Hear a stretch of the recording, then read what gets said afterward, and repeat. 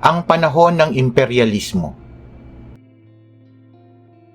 Sa pasimula ng ika-19 na taon ay naging mahalagang salik ang rebolusyong industriyal sa pag-usbong at paglaganap ng imperyalismo sa iba't ibang bahagi ng mundo. Ang Britanya sa panahon ng imperyalismo. Sa pagkapanalo ng Britanya sa Seven Years' War noong 1763, ay nakuha nito ang maraming kolonya ng Pransya sa India at Hilagang Amerika. Kasabay ng Rebolusyong Industriyal ay ang paglaya ng 13 kolonya sa Hilagang Amerika mula sa Britanya noong 1776 at ang pagkakatatag ng Estados Unidos noong 1783. Sa kabila nito ay lumawak pa rin ang nasasakupan ng Britanya sa iba't ibang bahagi ng mundo tulad ng Canada, Australia, New Zealand, India, Malaya at Timog Africa. Nang manalo ang Britanya laban kay Napoleon ay nawala ng kakumpetensya ang Britanya sa Asya maliban sa Russia. At dahil walang kalaban ng Britanya sa karagatan ay nagkaroon ng makapangyarihang posisyon sa ekonomiya ng China, Argentina at Siam. Naging napakalaking bahagi ng imperyalismong Briton ang India bilang pangunahing pinagkukunan ng mga hilaw na materyales para sa mga industriya sa Britanya. Pinamahalaan ng Britanya ang India sa pamamagitan ng British East India Company, na noon ay hindi lamang nangangalakal ng mga produkto, kundi ay nagkaroon din ng sariling sandatahang lakas upang labanan at pasukin ang mga kaharian sa India na lumalaban sa kanilang mga interes. Sa tulong ng Royal Navy ay napaalis nila ang puwersa ni Napoleon Bonaparte sa Ehipto. Nasakop ang Java sa Dutch at nakuha ang Singapore at Malacca at natalo ang Burma. Ang Australia ay unang ginamit bilang penal colony ng Britanya o lugar kung saan ipinapatapon ang mga nagkasala o kriminal. Ngunit sa pagtatapos ng ika-19 na taon ay naging isang mahalagang kolonya ang Australia. Ang Canada naman ay nabuo sa pagkakaisa ng mga kolonyang Briton at mga dating kolonya ng Pransya. Sa ibang bahagi naman ng Africa at Caribbean ay umusbong ang ibang kolonya ng Britanya. Ang Pransya sa panahon ng imperyalismo. Sa pagkatalo ng Pransya sa maraming digmaan ay nawala sa kamay nito ang Canada at India. Sa pagkawala ng maraming kolonya ng Pransya ay agad naman itong napalitan ng mga bagong kolonya sa Timog Silangang Asya at Afrika. Sa muling paglakas ng Pransya ay lalong lumawak ang interes nito sa Indochina dahil na rin sa mayaman ito sa mga punong goma, bulak at iba pang likas na yaman. Ang French Indochina ay binubuo ng Cambodia, Laos at Vietnam. Naging bahagi ng Imperyong Pranses ang malaking bahagi ng Afrika. Taong 1830 nang masakop ng Pransya ang Algeria at noong 1881 ay nasakop ang Tunisia, Morocco, Kanlurang Afrika at Gitnang Afrika. Ang Alemanya, Olandiya at Belgium sa panahon ng imperyalismo. Sa kabila ng modernong sandatahang lakas ng Alemanya, ay kakaunti lamang at maliit ang mga kolonyang nakuha nito tulad ng ilang isla sa Pasipiko at maliliit na teritoryo sa China. Naunang nagkaroon ng mga kolonya ang Olandiya mula pa noong ika-17 taon. Subalit napunta sa Britanya ang ilang dating kolonya ng Olandes tulad ng New Amsterdam na naging New York at ilang teritoryo sa Malaya. Nahuli sa imperyalismo ang Belgium. Subalit nakuha nito ang maraming bahagi ng Afrika katulad ng Congo. Naging instrumental para sa Belgium ang pagkakaroon ng kolonya sa Afrika sa pagkuha ng mga yamang mineral, troso at iba pang likas na yaman. Ang Russia sa panahon ng imperyalismo. Pagsakop sa mga karatig bansa ang pinagtuunan ng pansin ng Russia bilang paraan ng pagpapalawak ng teritoryo.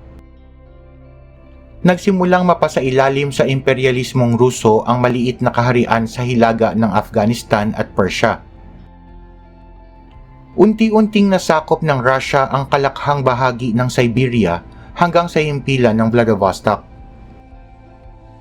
Umabot hanggang sa Alaska ang saklaw ng teritoryo ng Russia. Ngunit dahil sa presensya ng Britanya sa Canada, ay napilitan ang Russia na ibenta ang Alaska sa Estados Unidos upang magsilbing buffer zone. Pinagtuunan din ng pansin ng Russia ang hilagang China at nakisabay sa unti-unting pagsakop at paghati sa humihinang China noong ika-19 na taon. Naganap ang digmaan sa Crimea sa pagitan ng Russia at pinagsamang puwersa ng Britanya, Pransya at Imperyong Ottoman. Ninais ni Emperador Napoleon III na maging protektor ng lahat ng mga Kristiyano sa Imperyong Ottoman, isang interes na ninais din ni Tsar Nicholas I ng Russia. At sa pagsuporta ng Britanya sa Pransya at pamahalang Ottoman ay nagsimula ang digmaan. Nagwakas ang digmaan sa pagkatalo ng Russia at paglagda sa kasunduan sa Paris noong March 30, 1856. Ilan sa nilalaman ng kasunduan ay ang pagsasara ng Black Sea para sa mga barkong pandigma at pagbabawal sa pagtatayo ng mga muog sa paligid nito. Naipagkaloob din ang pagkakapantay-pantay para sa lahat ng mga Kristiyano sa Imperyong Ottoman at muling nakuha ng simbahang Orthodox ang kontrol sa pinag-aawayang simbahan. Dahil naman sa alitan sa impluwensya sa hilagang China ay sumiklab ang digmaang Ruso-Hapon noong 1904. Natalo ang Russia sa digmaan at dahil dito ay humina ang kanyang impluwensya sa silangang Asya. Ang Italya sa panahon ng imperyalismo. Sa ilalim ng unifikasyon ng Italya noong 1861 ay saka lamang ito nakisali sa tunggalian ng mga kanluraning bansa sa pagtatatag ng mga kolonya. Nauna nang nasakop ng Portugal, Espanya, Olandiya, Britanya, Pransya at iba pang kanluraning bansa ang mga lupain sa iba't ibang panig ng daigdig. Kaya't naging hamon para sa Italya ang paghahanap ng teritoryo na maaaring sakupin. Sa bisa ng komperensya sa Berlin noong 1884 ay napagkasunduan ng mga imperyalistang bansa na paghatian ang mga teritoryo sa Afrika. Ito ang nagbigay ng pagkakataon sa Italya na makapagtatag ng kolonya. Sa suporta ng pamahalaang Italyano ay binili ng isang kumpanya ang daungan sa Eritrea noong 1869. Sa panahong ito nagbukas ang Kanal Suez na siyang nagpasigla ng kalakalan sa Black Sea. Makalipas ang 13 taon ay opisyal na binili ng pamahalaang Italyano ang daungan at opisyal naman na nasakop ang Eritrea noong 1889. Sinakop ng Italya ang Somalia noong 1889. Matapos nito ay hinangad ng Italya na sakupin ang Ethiopia, na isa sa pinakamalaking bansa sa Afrika na nananatiling malaya. Sumiklab ang digmaang Ithalo-Ethiopian kung saan ay sinuportahan ng Russia ang Ethiopia at nagresulta sa pagkatalo ng Italya sa digmaan. Ang pangyayaring ito ay isang kahihiyan para sa mga Italyano, kaya naman gumawa sila ng paraan upang makabawi at muling makapanakop. Itinoon ng Italya ang pananakop sa Libya, isang teritoryo na sakop ng nanghihinang imperyo ng Ottoman noong 1911. Ang pagsalakay ng Italya sa Libya ay suportado ng Britanya at Pransya. Ang Estados Unidos sa panahon ng imperyalismo. Ang pagnanais ng Estados Unidos na palawakin ang kapangyarihan nito noong huling bahagi ng ika-19 na taon ay bunga ng mabilis na industrialisasyon at modernisasyon. Sa paglago ng kanilang ekonomiya dulot ng rebolusyong industrial, ay naging mahalaga para sa kanila ang makahanap ng mga pagkukunan ng likas na yaman upang suportahan ang patuloy na pag-unlad. At magkaroon ng mga bagong teritoryo sa labas ng kanilang bansa na magsisilbing pamilihan ng kanilang mga produkto.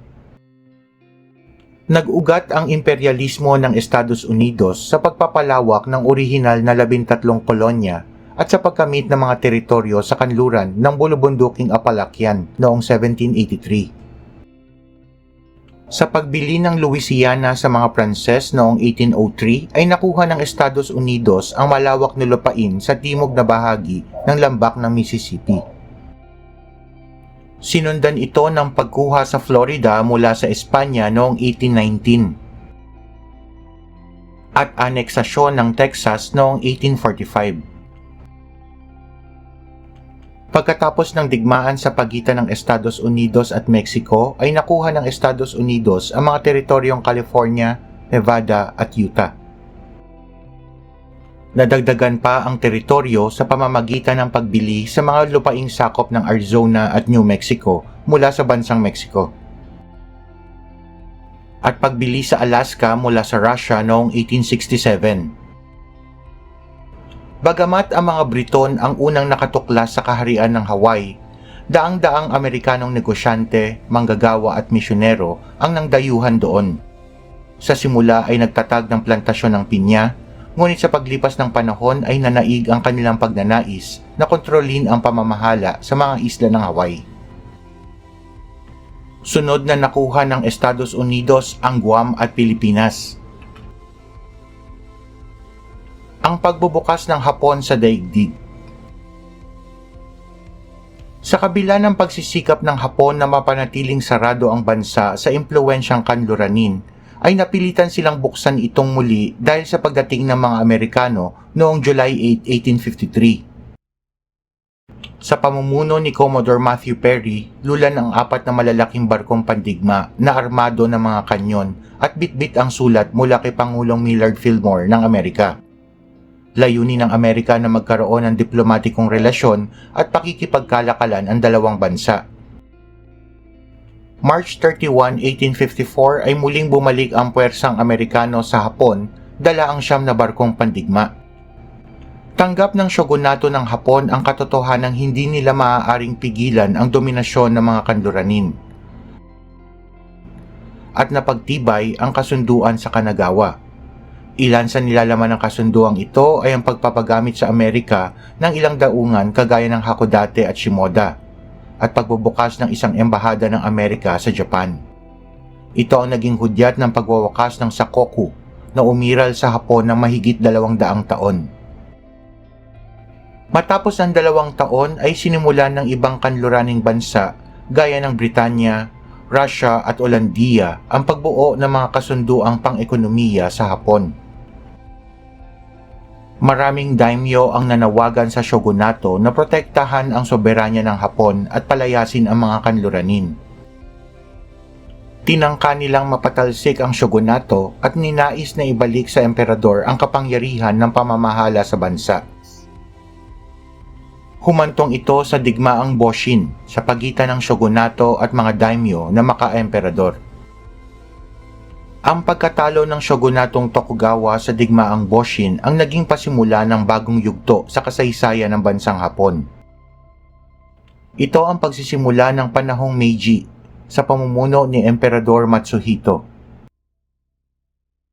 Ang kontinente ng Afrika sa panahon ng imperialismo.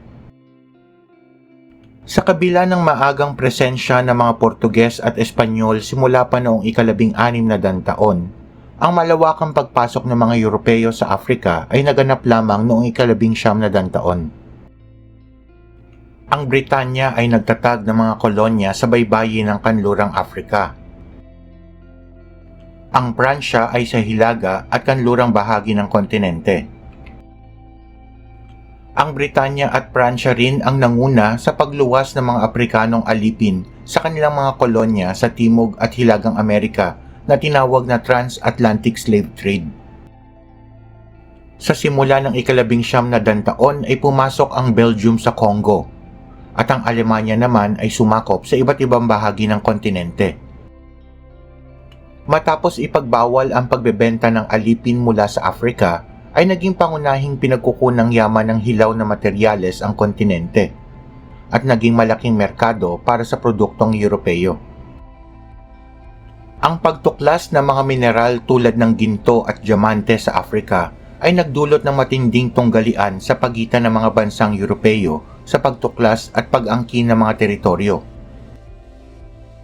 Inorganisa ni Haring Leopold II ng Belgium ang Asociación Internacional Africaine noong 1876 upang formal na maisakatuparan ang mga ekspedisyon at mapadali ang koordinasyon ng mga bansang Europeo sa kanilang mga paggalugad sa Afrika. Sa Berlin Conference ay nagkaroon ng isang formal na kasunduan na paghatian ng lupain ng Afrika. Sa kasunduang ito, bawat bansang Europeo ay nagkaroon ng eksklusibong karapatan sa mga rehiyong kanilang inangkin na humantong sa mabilis na kolonisasyon ng kontinente. Nagtatag ang Pransya ng mga kolonya sa kanlurang Afrika, habang ang Britanya naman ay nagsimulang manghimasok sa Gambia, Sierra Leone at Nigeria.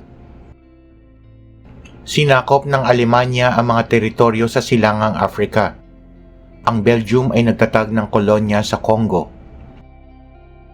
Pinalawak ng Portugal ang kontrol nito sa Angola, at ang Italia ay nagtangkang sakupin ang Abyssinia ngunit nabigo. Sa Timog Afrika ay nagkaroon ng tensyon at digmaan sa pagitan ng mga Briton at mga dayuhang Olandes sa Afrika. Natalo ang mga dayuhang Olandes at naging kolonya ng Britanya ang Timog Afrika. Ang pagpapalawak ng impluwensya ng mga Europeo sa kontinente ay nagdulot ng mga labanan sa pagitan ng mga Europeo at mga katutubong Aprikano na nagresulta sa maraming pagkasawi at malaking pagbabagong kultural. Ito rin ay nagdulot ng matinding pagbabago sa istruktura ng lipunan at ekonomiya ng kontinente. Ang panahon ng imperyalismo.